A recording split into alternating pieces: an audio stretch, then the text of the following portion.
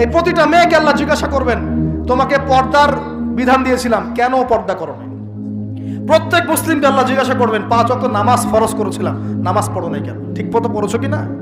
প্রত্যেক ধনীকে আল্লাহ জিজ্ঞাসা করবেন, দাঁড় করিয়ে করি, একজন করে, একসাথে 10 জন না, একজন করে আসবে, একজন করে। এই আব্দুল্লাহ তুমি আসো, এই আব্দুর রহমান তুমি আসো, এই ওবায়দুল্লাহ তুমি আসো, এই রহিম তুমি, আব্দুর রহিম তুমি আসো।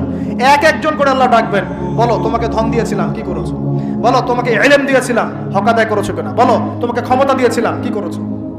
আমি জানি না আর কিভাবে ওয়াজ নসিহত করলে মানুষের কলিজার মধ্যে ঢুকতে পারে, আমার জানা নাই। আমি সহ প্রতি ব্যক্তি এই বিচারের সম্মুখীন হবেই হবে ইনশাআল্লাহ। আল্লাহ পাক আমাদের সবার জন্য বিচারটা সহজ করুন এবং এই কথাগুলো বুঝে আল্লাহকে ভয় করার তৌফিক দান করুন।